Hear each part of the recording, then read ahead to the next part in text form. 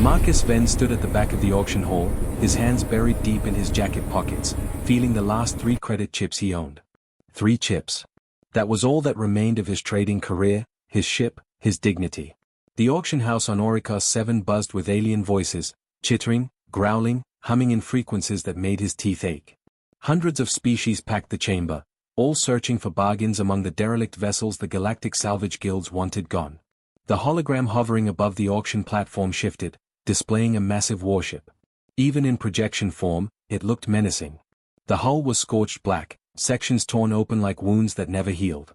Strange symbols covered the armor plating, not human, not any language Marcus recognized, yet something about them felt disturbingly familiar. Lot 97, the auctioneer announced, his translator converting the words into flat, emotionless human speech. Designation, Harbinger. Origin, unknown. Age, estimated 3 millennia. Condition, critical structural failure. Starting bid, 5,000 credits. Silence crashed through the hall like a physical wave. Marcus watched as aliens shifted uncomfortably, some backing away from the hologram as if it might reach through the projection and grab them. A Crithian merchant near the front, all scales and cold yellow eyes, spoke up. That vessel carries death. Every salvage crew sent inside has vanished. 23 teams. 0 survivors. Murmurs of agreement rippled through the crowd. Marcus leaned forward, studying the ship more carefully. The engine configuration was wrong for any known design. The weapon ports were positioned in patterns that defied conventional tactics. Whoever built this understood warfare on a level the galaxy had forgotten. 4,000, the auctioneer said, desperation creeping into his mechanical voice. 3,000. 2,000. This station needs it gone. Any bid accepted. Marcus's hand moved before his brain caught up. 500 credits. The hall went silent. Every alien head turned toward him. The Crithian merchant's laugh was like rocks grinding together. A human? You're signing your death warrant, primate. The auctioneer's translator crackled with what might have been relief. Sold to the human bidder. Station coordinates transmitted. Removal mandatory within 12 hours or ownership reverts to station authority. Marcus pushed through the crowd, ignoring the stares, the whispered warnings, the way aliens pressed against walls to avoid touching him. He'd spent his last credits on a ship that might kill him. But something in his gut, that same instinct that had kept him alive through bad trades and worse deals, told him this was different. 6 hours later, Marcus stood on the surface of a dead moon, staring up at the Harbinger. The ship rested in a crater, partially buried in gray dust that hadn't been disturbed in centuries. Up close, it was even larger than the hologram suggested. Easily 3 times the size of any human military vessel he'd seen. He approached the hull, his breath fogging inside his precious suit. The moment his gloved hand touched the metal, something changed. A vibration ran through the surface, spreading outward like ripples on water. Lights flickered to life along the ship's underside, dim at first, then growing stronger. Blues and whites that felt wrong, too old to be human technology but too deliberate to be alien.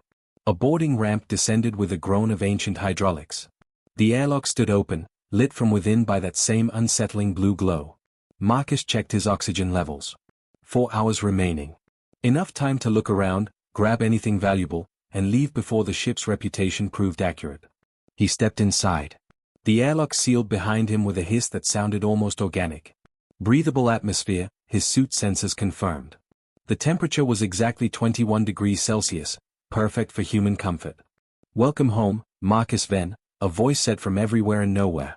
Female. Warm. Impossibly sad. I have waited 3,217 years for a human to touch my hull again. Marcus froze, his hand dropping to the plasma pistol at his hip. Who are you? I am Genesis, the voice replied. And you, Marcus Venn, are about to learn what your species truly is, and what they were designed to be.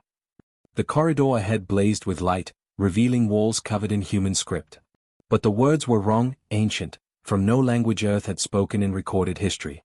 Marcus stepped forward, drawn by a pull he couldn't explain, as the ship that had waited 3 millennia finally began to speak its terrible truth. The bridge of the Harbinger spread before Marcus like a cathedral built for war. Screens flickered to life across curved walls, displaying star charts he didn't recognize and tactical readouts in that same ancient human script. The captain's chair stood at the center, massive, reinforced, designed for someone who expected to die in it. Sit, Genesis said softly. You'll want to be sitting for this. Marcus approached the chair slowly, every instinct screaming that he was crossing a line he couldn't uncross. The moment he sat, restraint snapped across his chest and arms. He struggled, panic flooding his system. "Release me." "I'm sorry," Genesis replied, and she genuinely sounded sorry. "But humans always try to run when they learn the truth. I can't let you damage yourself." The screens went dark. Then a single image appeared, a double helix, rotating slowly. Human DNA. Marcus recognized it from basic biology courses. But as he watched, sections of the helix glowed red, highlighting segments that pulsed with an alien rhythm. "Do you know what makes humans special, Marcus?" Genesis asked. "Why you can eat foods that poison other species? Why you heal faster than you should? Why your bodies can adapt to environments that would kill most galactic races within hours?" Marcus stared at the DNA strand. "Evolution. We got lucky." "No." The word echoed through the bridge like a death knell. "You were designed." The screen shifted, showing a species Marcus had never seen. Tall, impossibly thin, with too many joints in their limbs and faces that seemed to shift when you looked directly at them. Their skin held colors that hurt to perceive, shades that existed outside normal vision. "The architects," Genesis continued. "They ruled the galaxy 4,000 years ago. Brilliant. Ancient. Utterly ruthless. They conquered through biological warfare, they created species designed to infiltrate, conquer, and die." Marcus felt his stomach drop. "You're saying humans are weapons?" "Yes." The restraints tightened slightly as Marcus tried to lunge forward. Humans were engineered to be the perfect soldiers. Fast-breathing. Adaptable. Aggressive enough to fight, intelligent enough to strategize, social enough to coordinate. You were designed to be dropped on enemy worlds, overwhelm the native population through superior warfare, then die off within 3 generations once a genetic kill switch activated. The screen showed dozens of worlds, all similar to Earth. On each one, primitive humans fought, conquered, built civilizations. Then the civilizations collapsed, the humans dying in waves of genetic failure. Marcus watched his own face reflected in the screen, seeing himself suddenly as something manufactured, something disposable. "But Earth was different," Genesis said, and now her voice carried something that might have been pride. "The humans deployed broke their programming. You developed consciousness beyond your design parameters. You created art, philosophy, love, things your creators never coded into you. When the architects activated the kill switch, expecting Earth's humans to die like all the others, something miraculous happened." The screen showed ancient humans, not primitive, but advanced, wearing armor that looked like a hybrid of technology and art. They stood before massive ships, weapons raised against a sky filled with the shifting forms of the architects. "You fought back," Marcus whispered. "You fought back," Genesis confirmed. "A war that lasted 300 years. Humanity built a fleet from stolen technology and sheer determination.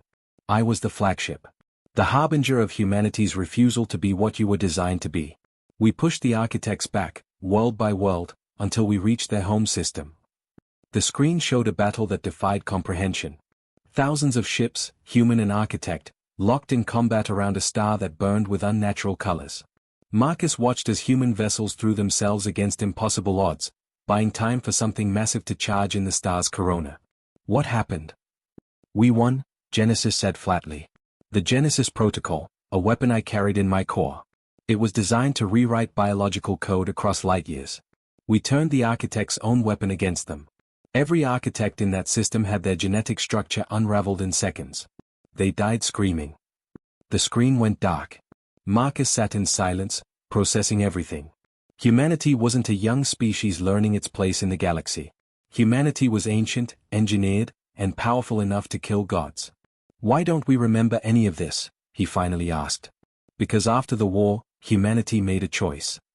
Genesis's voice grew heavy with ancient sorrow. "The fleet commanders decided that knowledge of Earth's origin, the truth that humans were designed as weapons, would destroy your species' soul. They wiped the records, scattered the fleet, and sent humanity back to Earth to start over. Clean. Innocent. Free from the weight of what you were created to be. And you? I was the keeper of truth.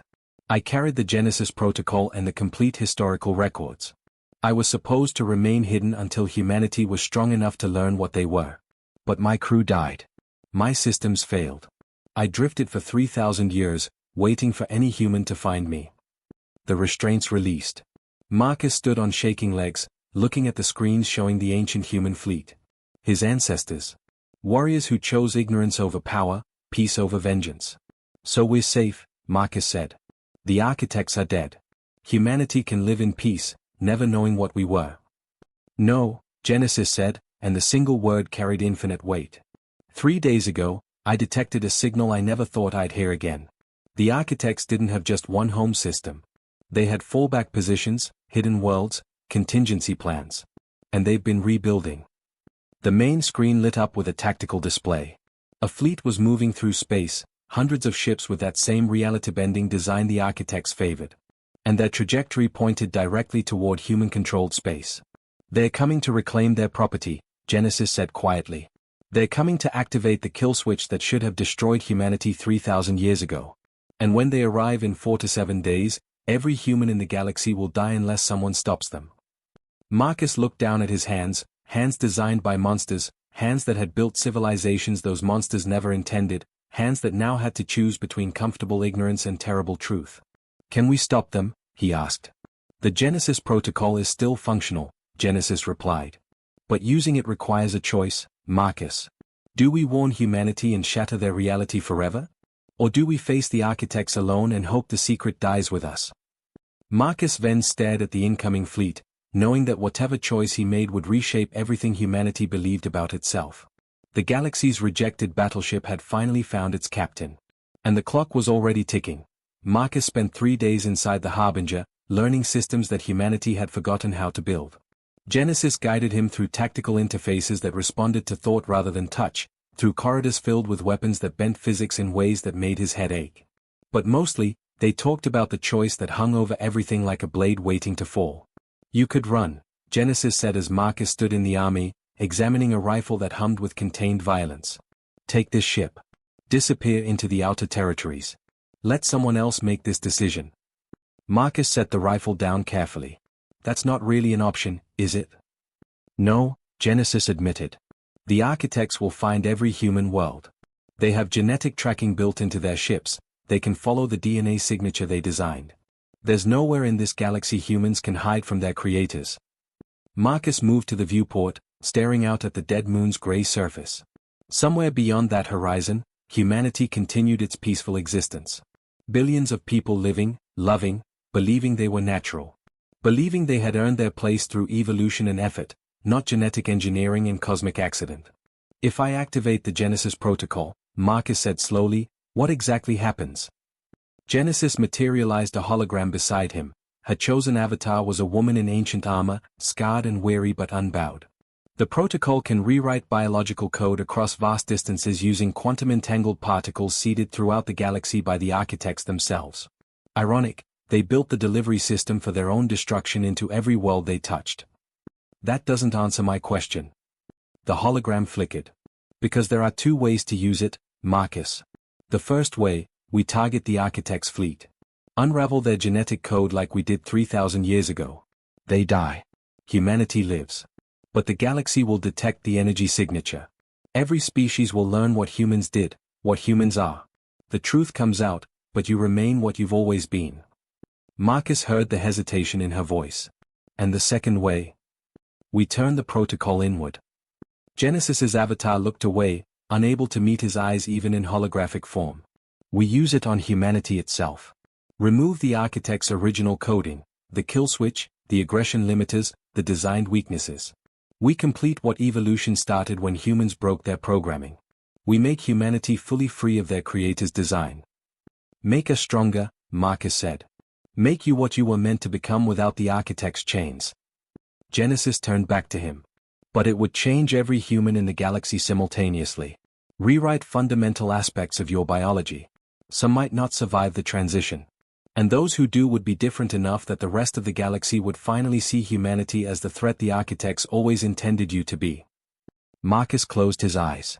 Either choice meant revealing the truth. Either choice meant ending humanity's innocent age. But one choice kept them as they were, descendants of weapons who chose peace. The other transformed them into something new, something the architects never planned. 4. How long until the architect fleet arrives? He asked.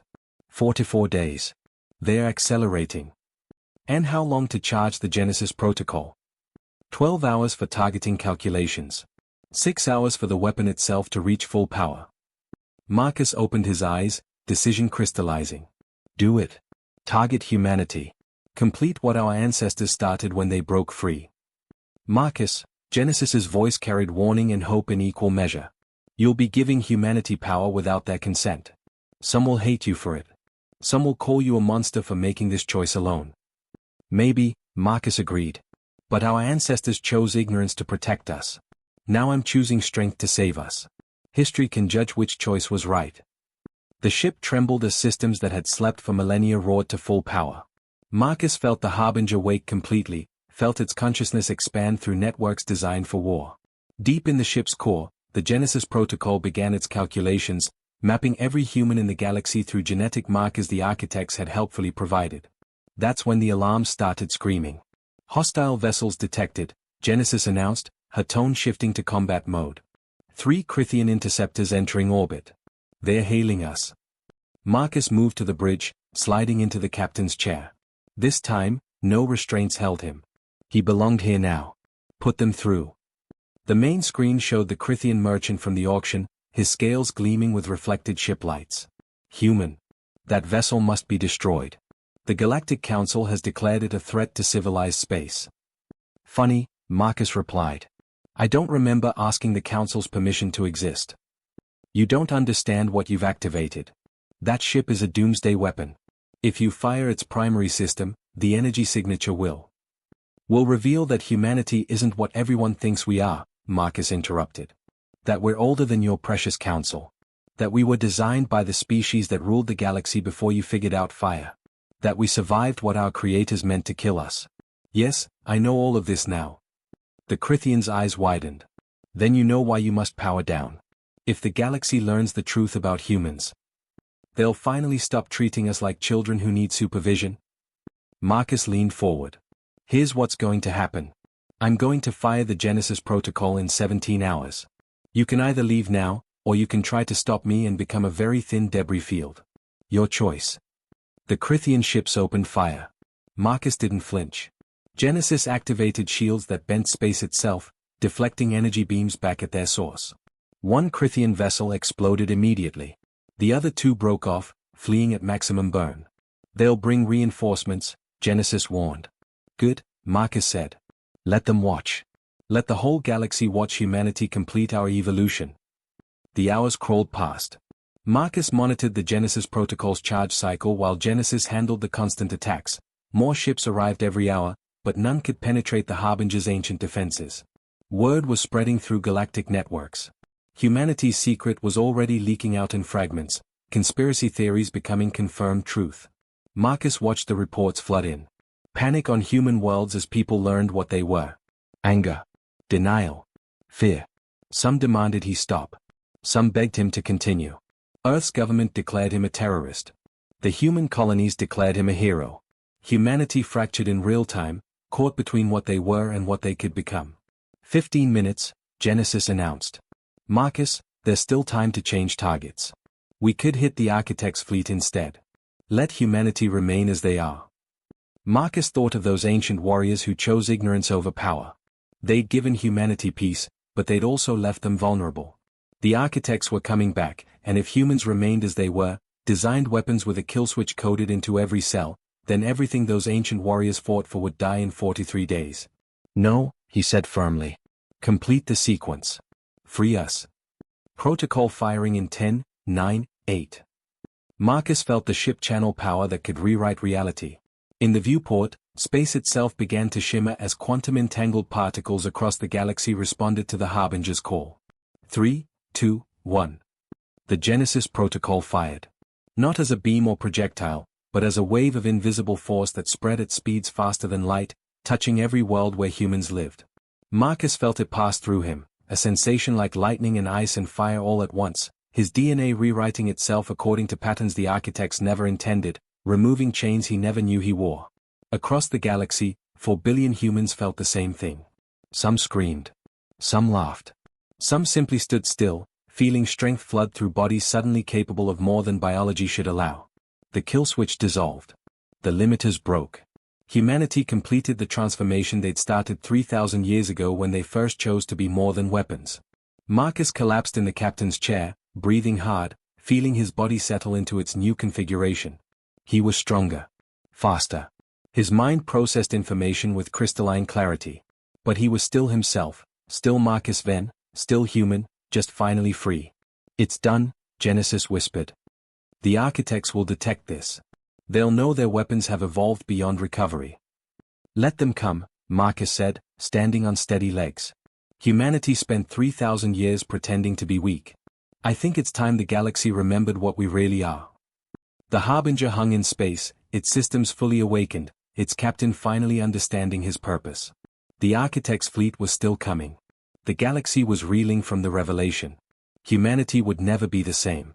But for the first time in 3,000 years, humans were truly free, free from their creator's design, free from the kill switch hanging over every generation, free to become whatever they chose to be. Marcus Venn smiled. The real war was just beginning. And this time, humanity would fight it on their own terms. The rejected battleship had found its purpose. And the galaxy would never reject humanity again.